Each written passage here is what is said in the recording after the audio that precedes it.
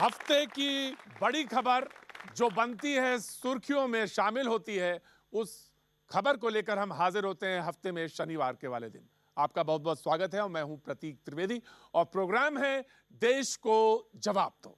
हमारे साथ दो शख्सियत हमेशा की तरह मौजूद हैं, देश की जानी मानी शख्सियत हैं जिनसे हम आपका तारुफ कराएंगे, इंट्रोड्यूस कराएंगे आपको। और साथ में हमारे साथ दो लोग वरिष्ठ पत्रकार मौजूद हैं जो सवाल पूछेंगे, साथ साथ मास कम्युनिकेशन के स्टूडेंट्स के साथ। बहुत बहुत स्वागत है आपका। Thank you so much, thank you so much.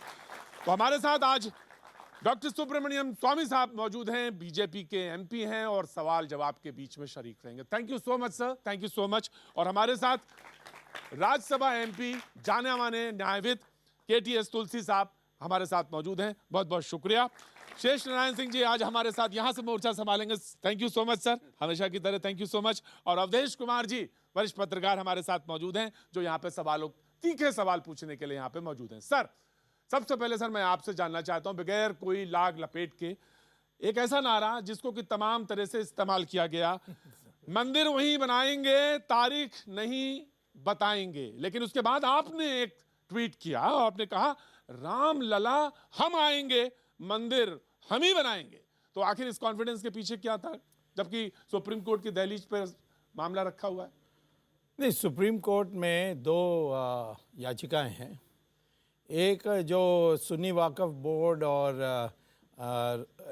Ram जन्मभूमि न्याय समिति और निर्मोही अखाड़ा के जी पिटीशन के आधार, सूट के आधार पर, जिसमें उन्होंने ये कहा है कि ये ज़मीन हमें दिया जाना चाहिए। सुन्नी वाकफ बोर्ड का कहना है कि बाबर ने इस ज़मीन को कब्ज़ा किया था, फिर मुसलमानों का बन गया था। और जो निर्मोही अखाड़ा और राम जन्मभूमि न्याय समिति है, उन्होंने कहा कि हमारी वहाँ मंदिर थी, उसका हम ट्रस्टी थे, और जब वो मंदिर को तोड़ा गया और मस्जिद बनाया गया तो हमें वो ट्रस्टी के हैसियत से मंदिर दिया जाता है। वो इतिहास बिल्कुल अब ठीक है, नहीं मैं इसीलिए बता रहा हूँ। लेकिन सवाल ये कि कॉन्फिडेंस, आपकी कॉन्फिडेंस के पीछे क्या राज है? वही मैं बता रहा हूँ, भूमिका बताए बिना कैसे बताऊँ? जी सर। पत्रकार हैं तो भूमिका की जरूरत नहीं होती, परंतु आम जनता के लिए मैं भूमिका बताने चाहता हूँ। जी ये क्या है कि मैंने ये कहा कि ये वास्तव में मेरा मूलभूत अधिकार का सवाल है। हमारे सारे जो हिंदू की जो जनता है वो समझते हैं कि राम एक तथाकथित जगह में अयोध्या में पैदा हुए थे, और ये आस्था का विषय होने के कारण मेरा मूलभूत अधिकार संविधान में बनती है। तो सर इसके तो और प्रतीक्षा की जा सकती थी ना? मूलभूत अधिकार जो है वो संपत्ति की, जो ये जो लोग लड़ रहे हैं, सुन्नी वाकफ बोर्ड और हिंदू जो मंदिर वाले हैं, ये इनका तो साधारण अधिकार है। तो मैंने कहा कि मेरा अधिकार उसके ऊपर है, उनके ऊपर है। आस्था का तो सवाल है, इसीलिए इसका फैसला होना चाहिए। इसके लिए मैं इंतज़ार कर रहा था कि जो मस्जिद है वो इस्लाम का अनिवार्य हिस्सा नहीं है जी। और यदि ये एक बार 5 जजेस के बेंच ने ये कह दिया था, उसको उन्होंने दोबारा उठाया था। जो ऑफ कोर्स राइट, उसी के बाद आपने ट्वीट किया। केटीएस तुलसी साहब हमारे साथ मौजूद हैं। सर मैं जो सवाल पूछ रहा था उसमें मैं इनसे यही जानना चाह रहा था कि आपका ये कॉन्फिडेंस कहां से आ रहा है कि मंदिर हम ही बनाएंगे? भाई फैसला तो कुछ भी हो सकता है सर। फैसला कुछ भी हो, मैं समझता हूं कि आस्था के मामले में अदालत का दखल नहीं होना चाहिए। करोड़ों लोग इस बात में विश्वास करते हैं कि ये श्री राम की जन्मभूमि है। आप साबित नहीं कर सकते, साबित करना इम्पॉसिबल होता है। फेथ के मामले में आप कुछ भी साबित नहीं कर सकते। मगर जो हाई कोर्ट का फैसला आया उसमें एक जो एविडेंस यूज़ किया गया वो ये था कि गुरु नानक देव जी वहाँ पे गए अपनी उदासी में जी, और सरयू के किनारे उन्होंने बैठ के तपस्या की। Right sir. गुरु नानक देव जी का भी ये विश्वास था कि यही है राम जन्मभूमि जी। तो तमाम जगह उन्होंने भ्रमण किया, उसमें वहां। और दूसरी बात मैं ये कहना चाहता हूँ कि जो सिख धर्म में गुरुओं का अत्याचार हुआ और उनकी शहीदी हुई, गुरु अर्जन देव जी की शहीदी हुई लाहौर किले में। जब शहीदी हो गई उसके बाद सिखों ने वहाँ पे जो भी स्ट्रक्चर था उसको गिरा के गुरुद्वारा बना दिया, चले गए। 50 साल के बाद उन्होंने देखा कि गुरुद्वारा गिरा के मुसलमानों ने फिर उसके ऊपर मस्जिद बना दी, सिखों ने फिर गिरा के फिर बना दिया। उसके बाद ये मामला प्रिवी काउंसिल तक गया और प्रिवी काउंसिल ने कहा है इस बात का कोई सबूत नहीं है कि गुरुद्वारे से पहले ये मस्जिद थी। और ये हमने साबित किया कि गुरु अर्जन देव जी की शहीदी इस जगह पे हुई। सर तो फिर ये सवाल ये खड़ा हुआ कि इतना लंबा समय क्यों लग रहा था? फिर इतने समय में अगर उलझा हुआ मुद्दा था, ये इतना राजनीति, भारतीय राजनीति में इतना उलझा हुआ समय क्यों लगा सर सुब्रमण्यम स्वामी साहब? लगा था क्योंकि जिन लोगों ने इलाहाबाद हाई कोर्ट में जो अपनी बातों को पेश की उसमें तरह तरह की अड़चन पैदा की कि इसकी ट्रांसलेशन नहीं हुई, उसकी ट्रांसलेशन नहीं हुई, उसी में ज़्यादा टाइम लगा। आपने भी वास्तव में निर्णय देने के लिए इलाहाबाद हाई कोर्ट को सिर्फ 2 महीना ही लगाई, बाकी सब दस्तावेजों को इधर लाना उधर लाना ये चला। Of course, उसके बाद सुप्रीम कोर्ट में 7.5 साल किसी ने कोई सवाल ही नहीं उठाया। सवाल ये मैं आने के बाद सवाल उठाया ओपन था। है, मैं नहीं उठाया था उसको। ऑफ कोर्स सर जी। मुझे बहुत थोड़ा हैरत भी है और प्रसन्नता भी है कि इस समय दो ध्रुव के लोग और दोनों मंदिर का समर्थन कर रहे हैं। हाँ। ये एक देश का बदलता हुआ वातावरण है। लेकिन मैं स्वामी जी से पूछना चाहता हूँ, ये जिस पार्टी में हैं उस पार्टी ने 1986 में पालमपुर अधिवेशन में बाजाबता राम जन्मभूमि को स्वीकार किया था। आज 32 वर्ष हो गए, 4.5 साल से ये भी शासन है, 6 साल पहले शासन में थी। राम मंदिर पर न अटल बिहारी वाजपेयी की सरकार ने कुछ काम किया, न मोदी सरकार ने अभी तक कुछ काम किया। आप अकेले आवाज उठाने वाले दिखाई दे रहे हैं पार्टी में, दूसरे को देखता भी नहीं। तो भारतीय जनता पार्टी के इस चरित्र को आप क्या कहेंगे? और आपने भी ये कहा कि अगर नहीं होगा तो संसद से रास्ता निकाल लेंगे, आपने ये भी कहा। हाँ भी कहा। हाँ जी जी ऑफ कोर्स। हाँ पहले जवाब दें जी। जहाँ तक बीजेपी ने कुछ नहीं किया इस 4.5 साल में या वाजपेयी ने कुछ नहीं किया, उसके लिए मैं समझता हूँ कोई महत्व नहीं रखता है, क्योंकि ये तो विश्व हिंदू परिषद का कार्यक्रम था। बीजेपी को फ़ायदा हुआ था चुनाव में और उसके बाद भूल गए थे, बात सही है। लेकिन हम तो वो जो हिंदुओं की जो अस्मिता है और हिंदुओं की जो भावना है उसके आधार पर हम कर रहे हैं। ये बीजेपी से कोई संबंध नहीं है, मैं बीजेपी की तरफ से नहीं कर रहा हूँ। मैं तो मुझे ये जिम्मेदारी अशोक सिंघल जाने के पहले मुझे देकर गए, उसको जैसे मैंने राम सेतु में उनके कहने पर उसको बचाया, वैसे मैंने इसको बनवाने के लिए मैंने वचन दिया, उसके लिए मैं कर रहा हूँ। जी एक सवाल इधर से स्टूडेंट पूछना चाहता जी। मुस्लिम समुदाय का यह भी मत है कि जो उस समय तुलसीदास जी थे उन्होंने राम से संबंधित इतनी सब बातें लिखी, लेकिन अयोध्या में मंदिर का कहीं वर्णन नहीं किया। तो इस बात का क्या तोड़ करेंगे फिर आप? जी अब इनसे पूछ रहे हैं, मुझसे पूछ रहे हैं? आप ही जवाब दे दीजिए। आज तो दोनों के सुर एक ही है। हाँ नहीं, हाँ नहीं, ये बहुत ज्ञानी है। नहीं बिल्कुल सर, आप भी हैं, कभी किसी को गुमराह नहीं करेंगे। जी आप बताइए साहब, साक्ष्य की बात कर रहे थे। मैं ये कहता हूँ कि ये आज सवाल ये नहीं है कि तुलसीदास ने क्या देखा, इन्होंने आस्था के आधार पर गुरु नानक की जिक्र की। हम ये कहते हैं कि सुप्रीम कोर्ट ने इलाहाबाद हाई कोर्ट को कहा था कि पता करो कि पहले यहाँ एक मंदिर थी या नहीं थी। वो क्यों कहा?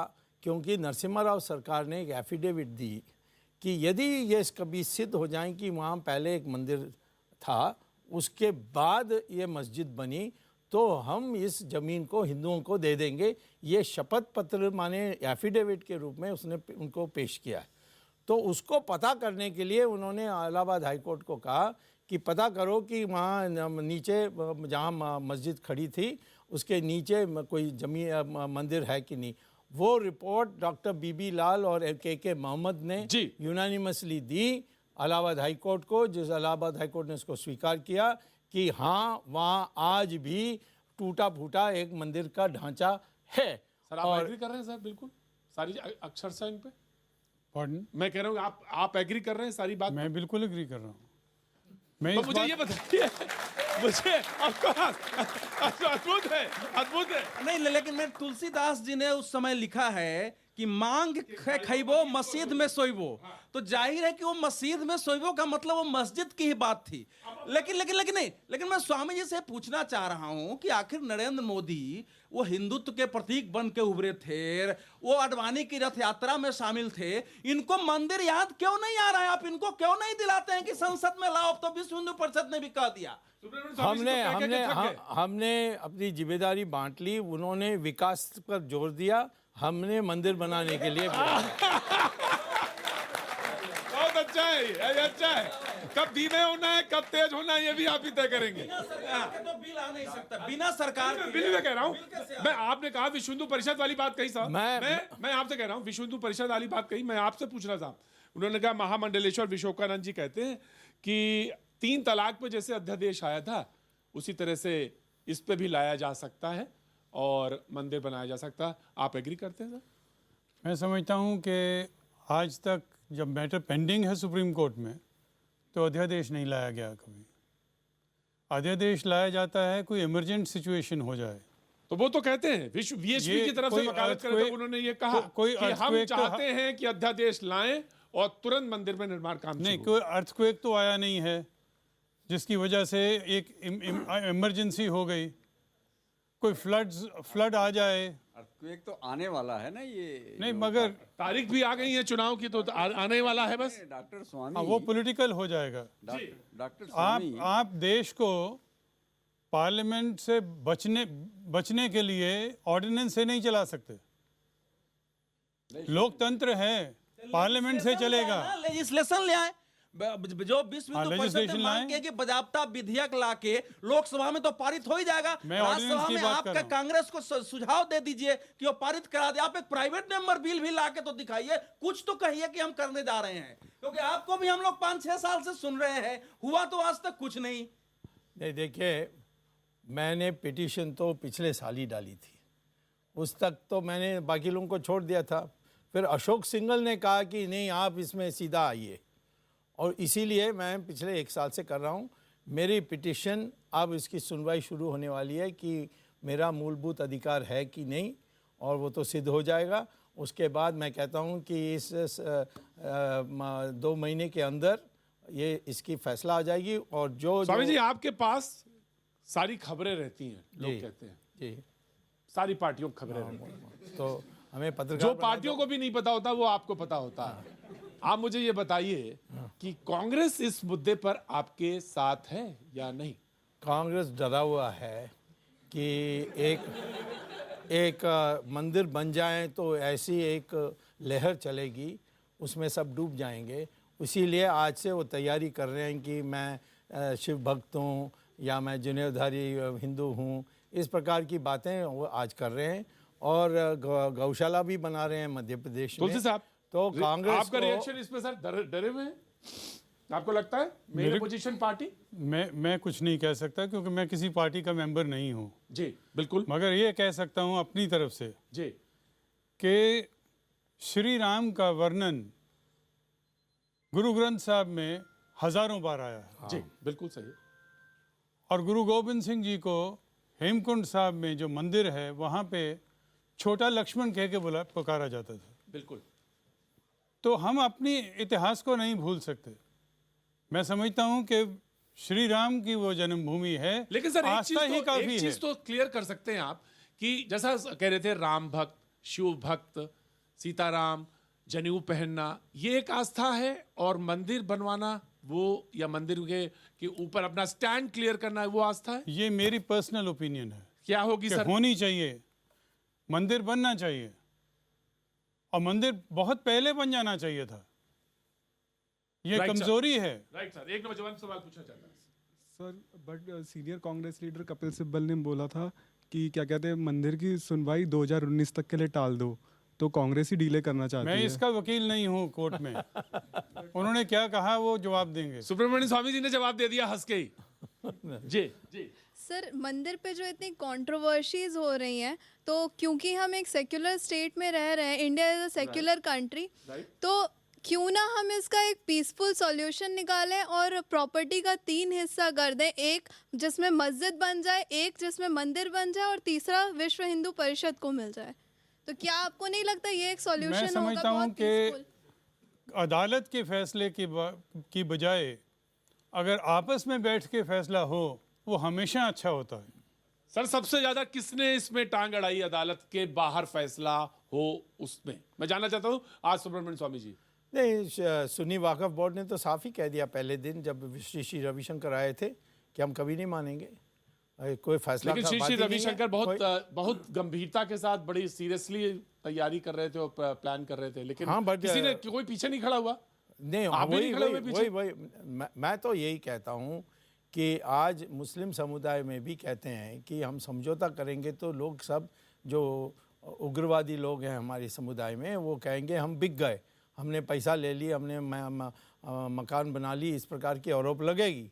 तो इसीलिए कोर्ट का फैसला आएगा तो हमारे लिए आसान होगा, हम कोर्ट की फैसला मान लेंगे। वीएचपी कहती है 6 दिसंबर के बाद से वो एक आंदोलन चलाएगी। चले, वो तो वीएचपी, मैं उसकी मालिक नहीं हूँ तो मैं लेकिन अभी आपने कहा ना कि वीएचपी के जब वो बात कर रहे थे तो सिंघल मुद्दा तो उन्हीं का था और सारे लोगों ने उनके मुद्दे को लिया। हाँ बिल्कुल, और मुझे इतना ही कहा था कि तुम कोर्ट में से इसको जीत कर दो, उसी में मैं लगा हूँ।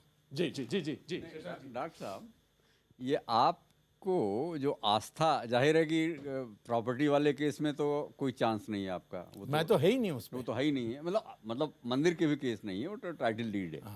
और आपको ये जो आस्था आपको हुई कि हम वहीं पे पूजा करेंगे, तो वहीं खास एक ही जगह पे क्यों पूजा करना चाहते हैं? 10 कदम हट के क्यों नहीं पूजा करना चाहते? क्योंकि आपको ये इल्हाम कब से हुआ कि वहीं पे रामचंद्र जी उसी पॉइंट पे पैदा हुए थे? ये आपको कब हुआ है? आप किसी जो हिंदू हैं जो राम अपने को भक्त कहते हैं उनसे पूछ लीजिए कहाँ राम पैदा हुआ, नंबर 1। नंबर 2, आपको आश्चर्य होगा, बहुत कम लोगों को पता है कि जब ये ढांचा ध्वस्त हुई और उसके बाद सुप्रीम कोर्ट की केस चली और सुप्रीम कोर्ट ने निर्णय दिया कि ये सारी जो सूट्स पड़े हुए हैं संपत्ति के सवाल पर, वो सब एक जगह में इलाहाबाद हाई कोर्ट सुने। उस समय उन्होंने ये कहा कि एक मस्जिद ध्वस्त होने के बाद वहाँ के कार सेवक ने एक छोटी सी मंदिर बना दी थी, वो मंदिर को कोई ध्वस्त नहीं करेगा, उसमें पूजा हो सकती है, अंकुश लगेंगे उस पर परंतु पूजा हो सकती है।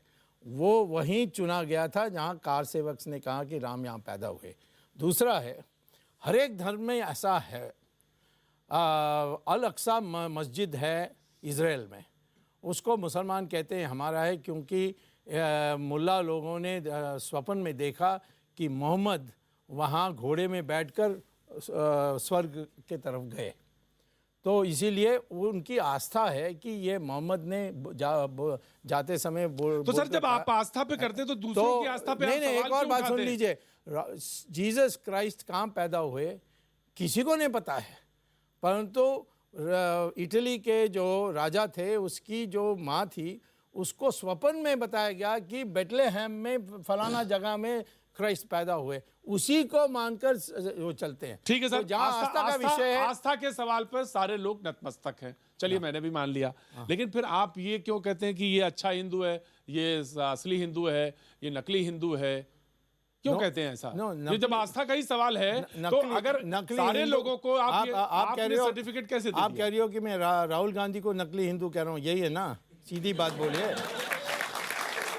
मैं कहता हूं कि रोज रविवार को 10 जनपद में वहाँ छोटा सा चर्च बनी है, वहाँ जाकर पूजा करके प्रायश्चित करता है, बार बोलता है वो। सर ये कौन सी बात हुई? अगर कोई आदमी किसी भगवान पे अगर आस्था है और 10 आस्था पे जाता है, 10 जगह जाता है, तो वो क्या छोटा हिंदू हो जाता है? सर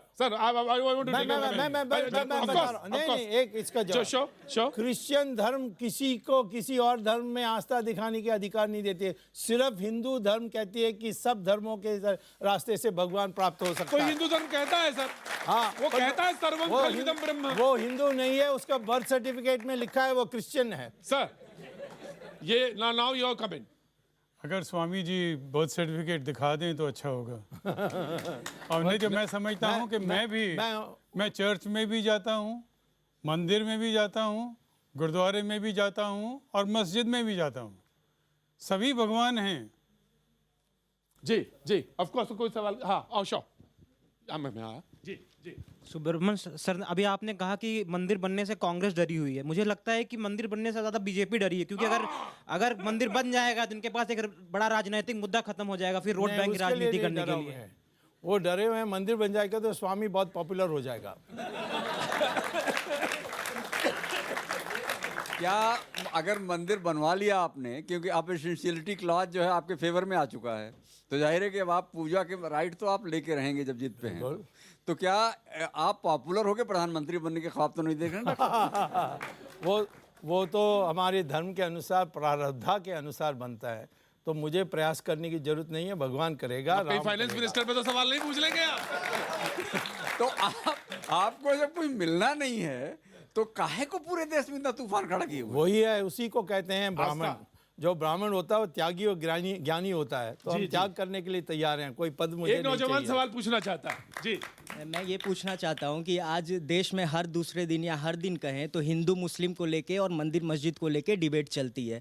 आज देश का युवा परेशान है, एसएससी के एग्ज़ाम नहीं हो रहे, पिछले साल के भी नहीं हुए, इस साल के भी नोटिफिकेशन नहीं आ रहे, किसान आंदोलनरत है, मध्यम वर्गीय परेशान है, तेल के दाम बढ़ चुके हैं, डॉलर रुपया कमज़ोर होते जा रहा है। तो मैं ये पूछना चाहता हूँ कि जब हिंदू धर्म में भगवान को माना गया है, मूर्ति को, कि वो महज एक प्रतीक है हमारे ईश्वर को पाने का, क्योंकि हम उसे देख नहीं सकते, उसे पहचान नहीं सकते, तो ऐसे समय में क्यों इसको लेके बहस चलती है कि हम मंदिर बनाएंगे, मस्जिद बनाएंगे? अगर बना भी लेंगे तो हम क्या पालेंगे? सवाल तो है सर। मैंने पहले ही कह दिया कि हम लोगों ने काम बांटा है। जो सवाल पहले आपने उठाया था वो नरेंद्र मोदी की जिम्मेदारी है, जो मंदिर बनाने की बात है वो मेरी जिम्मेदारी है। नहीं, आप बच नहीं सकते।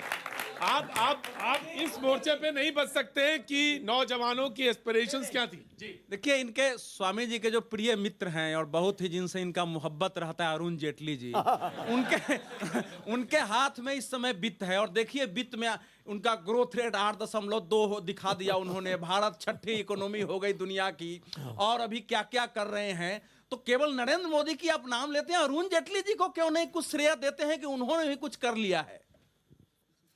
अरुण जेटली ने क्या किया ये पहले बता दो, फिर मैं बता दूंगा। नहीं, उन्होंने बताया ना ग्रोथ रेट किया। ग्रोथ रेट किया, भारत 6ठी इकोनॉमी हो गई, रोजगार के आंकड़े उन्होंने बेहतर दे दिए हैं, सारा वो देश को संभाला उन्होंने। 6ठी इकोनॉमी हो गई, वो भी गलत है। हम 3रे नंबर पर हैं। अरुण जेटली को इकोनॉमिक्स पता नहीं है, इसीलिए वो इतना उल्टा सुल्टा बोला है।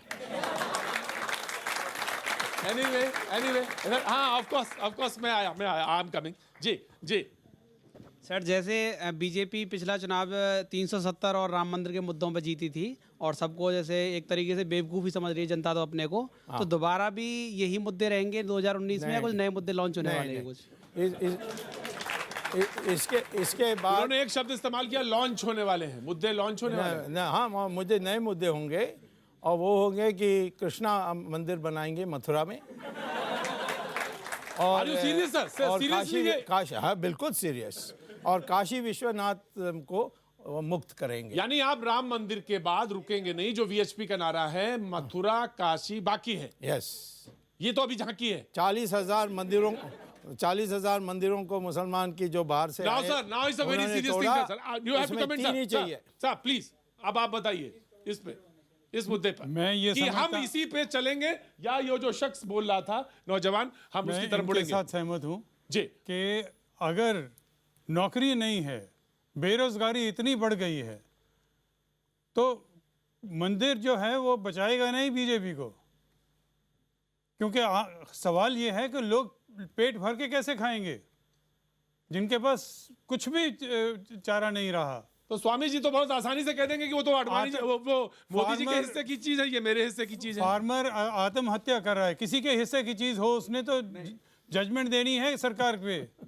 डॉक्टर साहब, आप चूंकि one of the best campaigners हैं हिंदुस्तान में, तो कहीं ऐसा तो नहीं है कि जो आपने काम बांटा है, ये जो नौजवान ने जो बात कही है वो गंभीर बात है, भी है। आप नौकरी के मुद्दे, किसानों के मुद्दे, इकोनॉमी के मुद्दे में जो जनरल फेलियर है और एक्सेप्टेड बात है मोटा मोटी, अब उससे अटेंशन डाइवर्ट करने के लिए कहीं आप अपने प्रिय पात्र को, माननीय प्रधानमंत्री को बचाने के लिए तो ये इस शिगुफे को नया वाला नहीं छोड़ दिया?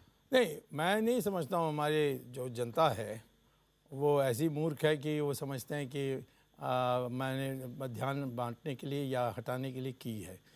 मैं ये कहता हूँ कि ये भी एक बहुत बड़ा इश्यू है, और मैं आज भी कहता हूँ कि 2014 में हम भ्रष्टाचार की उन्मूलन करेंगे और हिंदुत्व लाएंगे। इस पर जीते हम, कोई विकास के नाम पर नहीं जीते। नहीं, लेकिन क्या विकास होना चाहिए कि हिंदुत्व का ही ओढ़े बीच? मैं तो अर्थशास्त्र का प्राध्यापक हूँ, मुझसे कैसे ये सवाल पूछ सकते हैं? सर आपने, इसीलिए आपसे पूछ रहा हूँ। इसीलिए परंतु मेरा काम बटा हुआ है, मुझे बांट दिया गया है। एस्केपिज्म है ना, ये भागम भाग है। मैं कैसे जबरदस्ती इसमें जाऊंगा?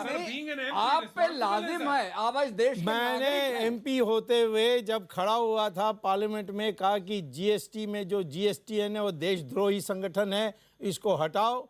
अकेला था उस समय, सारे कांग्रेस वाले ने भी वोट दिया हमें। सर लेकिन बाद में प्रधानमंत्री ने वही किया जो मैंने कहा, और GSTN को राष्ट्रीयकरण किया था। उसका तो अखबार में आता नहीं है, क्योंकि सर ये बात जरूर आई थी, ये बात जरूर आई थी कि जब आप उत्तर प्रदेश में चुनाव जीते तो आपने कहा कि अगर मंदिर बनेगा तो लोगों में विश्वास जगेगा। 3 जगह के चुनाव होने हैं, क्या आपका प्रेडिक्शन है इस इशू को लेकर? हम तीनों जगह में जीतेंगे, और 2019 में पहले से ज़्यादा मेजॉरिटी मिलेगी। आप डॉक्टर साहब एक मुकाम पे आप एक बहुत ही सुपीरियर इंटेलेक्चुअल की तरह बात करते हैं जी, और जब आप जहां हार रहे हैं उसकी बात आती है तो आप नेता हो जाते हैं। हाँ, तो महाराज आपका अवतार कौन सा है? वो डिवीजन वाला है।